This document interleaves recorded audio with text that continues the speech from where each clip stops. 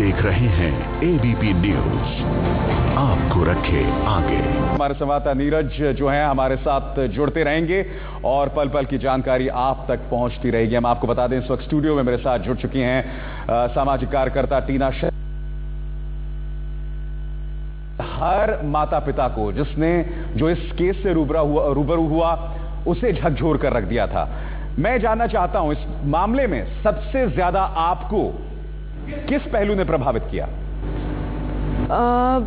Definitely आप अभिसार जो कह रहे हैं वो बिल्कुल सही बात है और कहीं ना कहीं 2008 में जब हमने ये सुना और 10-15 दिन तक हम लगातार इस न्यूज़ को देखते रहे टेलीविजन चैनल्स पे, जब इसकी प्रोसीडिंग्स होती थी कोर्ट में तब हम सुनते रहे, तो रोंगटे खड़े कर देने वाला है। और ये एक समझ में आने वाला है कि ऐसा कुछ अगर हम इस थ्योरी पे काम करें कि हर किलिंग का मामला है और तलवार दंपति ही इसके अपनी बेटी के और हेमराज के कातिल हैं, तो मीडियम क्लास और अपर क्लास फैमिलीज में भी ये कॉन्सेप्ट हो सकता है। आप इतने वेग में आ सकते हैं कि आप अपने बच्चे का खून कर सकते हैं। तो इससे कहीं ना कहीं मुझे लगता है कि बहुत बड़ा झटका हम जैसी माओं को लगा और मुझे इनफैक्ट बहुत ज़्यादा महसूस हुआ, बिकॉज मेरी भी खुद 10 साल की बच्ची है और मुझे लगता था कि अगर हम इमेजिन करें पूरी सिचुएशन को, तो क्या ऐसा कोई माता पिता इस दुनिया में ऐसा स्टेप उठा सकता है। तो ऑफकोर्स ये एक बहुत बड़ा जजमेंट होगा हमारे लिए। आज हमें देखना होगा कि कोर्ट क्या फैसला देती है, कोर्ट क्या इनको बरी करती है, कोर्ट क्या इन पे फैसला देती है कि इनको सजा होनी चाहिए जी। बहुत सारे पहलू हैं जो मुझे लगता है कि बहुत अजीब से क्वेश्चंस हैं जो दिमाग में आते हैं और फिर चले जाते हैं और बार बार हमें ये लगता है कि ऐसा ना हो और ऐसा ना हो। बिल्कुल टीना, मैं आपसे बात लगातार करता रहूंगा। हम सीधे रुख करना चाहेंगे अपने संवाददाता अंकित गुप्ता का। अंकित जानकारी के साथ हैं। जी अंकित, बोलिए।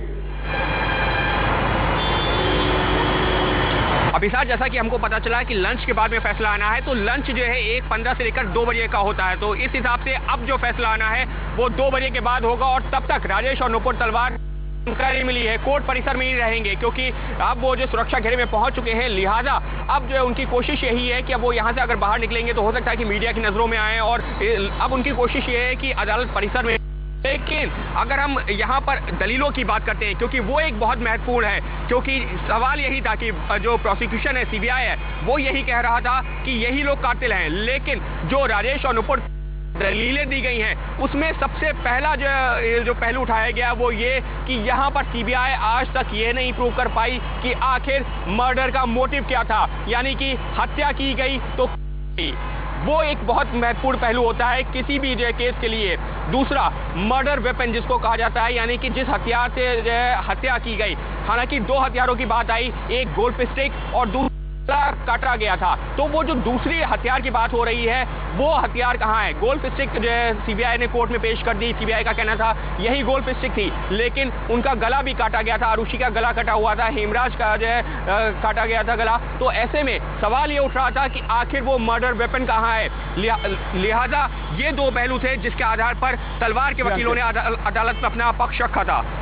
जी अंकित, और एक ऐसा मामला जिसमें लगातार दोनों ही पक्षों ने एक दूसरे पर सवाल खड़े किए और ये एक ऐसा पहलू, एक केस है जो लगातार गूंजता रहा है पिछले 5 सालों में। और आपको इस वक्त बड़ी खबर यह है कि 2 बजे के बाद, क्योंकि 1:15 से 2 बजे के बीच लंच का वक्त होता है, 2 बजे के बाद यह फैसला सुनाया जाएगा और एबीपी न्यूज इसकी पल पल की जानकारी आप तक पहुंचाता रहेगा।